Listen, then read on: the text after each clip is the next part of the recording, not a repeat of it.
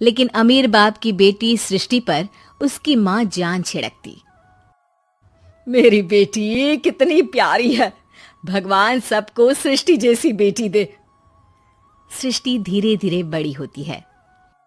एक दिन सृष्टि की सहेली कहती है, तू दिखने में कितनी अजीब सी है, लेकिन मैं जानती हूँ हम सब में सबसे अच्छी शादी तो तेरी ही होगी। तेरे पापा अमीर जो हैं। और बता नहीं सकते यार, दहेज तो हर कोई देता है, ये क्या ज्यादा ले जाएगी अपने पति के लिए? अरे बड़े शहर में कोठी है इसके पापा की। अरे पापा की है ना, कौन सी इसकी है? इसकी होती तब तो कोई भी लड़का इससे शादी कर लेता। अरे पापा की मतलब पापा की है तो मेरी ही है ना? किसने कहा? अब तेरी तो तब होगी ना जब तेरा भाई ना हो। वैसे भी शादी के बाद सारी प्रॉपर्टी भाई के नाम होती है। सृष्टि समझ जाती है कि उसे किसी भी हालत में माँ बाप की सारी प्रॉपर्टी को अपने नाम करना है, लेकिन कैसे? एक दिन सृष्टि का भाई शीनू कहता है, बहन क्या कर रही है? तुझसे एक बात करनी है। अरे हाँ हाँ करना, मैं तो तेरी बहन हूँ। बहन मेरी लाइफ में ना एक लड़की है, बहुत अच्छी है। मैं सोच रहा हूँ माँ और पापा से बात करूँ शादी के लिए। सृष्टि को समझ में आ जाता है कि भाई की शादी होते ही भाभी उसे एक दिन भी घर में बर्दाश्त नहीं करेगी। क्या बात है भाई, बताना कौन है वो? यार वो बहुत अच्छी लड़की है, पढ़ी लिखी है, मेरे साथ जॉब भी करती है। बस एक प्रॉब्लम है। प्रॉब्लम? क्या प्रॉब्लम है भाई? यार वो शादीशुदा है, लेकिन उसके पति ने उसे सिर्फ इसलिए छोड़ दिया क्योंकि उसके माँ बाप दहेज नहीं दे पाए। सृष्टि ये सुनकर न जाने क्यों खुश हो जाती है।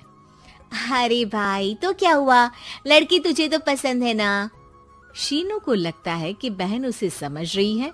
वो इस बात से अनजान होता है कि उसकी बहन की मंशा पूरा घर हड़पने की है। सृष्टि अपनी माँ से कहती है, मम्मी मुझे तो बहुत चिंता है, पता है शीनू क्या कर रहा है? अरे क्या कर रहा है, वो तो काम पर जाता है और वापस घर आता है। नहीं ना माँ, वो यही तो नहीं कर रहा, बाकी सब कर रहा है। आपको पता है उससे प्यार है, और वो भी एक शादीशुदा लड़की से।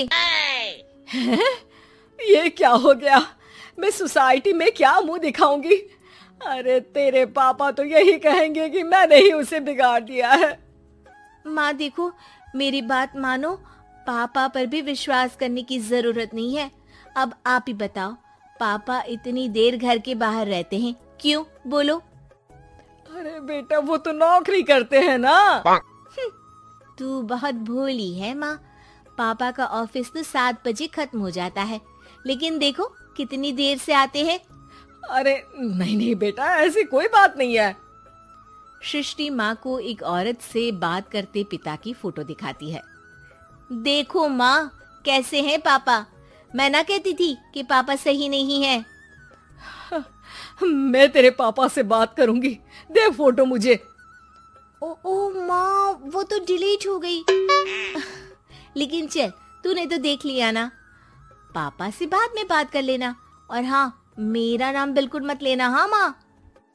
अब क्या था, सृष्टि के माँ और पिता के बीच झगड़ा होना शुरू हो जाता है। सृष्टि के मन में क्या चल रहा था कोई नहीं जानता था। एक दिन, माँ सृष्टि के लिए एक लड़का देखा है, वो लोग शाम को उसे देखने आने वाले हैं। और हाँ माँ, एक खुशखबरी, मैं और पापा मिलकर एक नया बिजनेस ट्राई कर रहे हैं।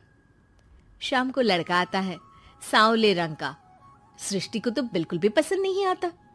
लड़की की माँ कहती है, लड़की का चेहरा तो कोई खास नहीं, लेकिन अगर मेरे बेटे को आप लोग सेटल कर दें तो मैं उसकी शादी आपकी बेटी से करवा दूं। सृष्टि को लड़का बिल्कुल पसंद नहीं था। उसे भाई पर गुस्सा आ जाता है। लड़के वालों के जाने के बाद कहती है, माँ देखा शीनू मेरे लिए कैसा लड़का लेकर आया, न दिखाने लायक न सुनने लायक, सेटल भी नहीं, वो भी हम करे। अरे माँ मैं जानती हूँ ये मेरी शादी किसी भी घर में क्यों करवाना चाहता है। अरे कैसी बात कर रही है बहन? तूने तो देखा ना, लड़के को मैंने ही मना कर दिया तुझसे शादी के लिए। जिसने लड़का बताया था उसने उसकी बहुत तारीफ की थी। बात आई गई हो जाती है, लेकिन सृष्टि का मन शांत नहीं होता। क्या करूं, कुछ समझ में नहीं आ रहा। मेरी शादी हो गई तो ये लोग पूरी प्रॉपर्टी शीनू के नाम कर देंगे। मेरे हाथ तो कुछ लगेगा ही नहीं। तभी सृष्टि को आइडिया आता है। वो किसी वकील को फोन करती है। जी देखिए, अगर आपके मम्मी पापा का तलाक हो जाता है तो आपके पिता की आधी प्रॉपर्टी आपकी माँ के नाम हो जाएगी, फिर उसे वो किसी को भी दे सकती है। सृष्टि अब माँ को बेटे के खिलाफ भरती है।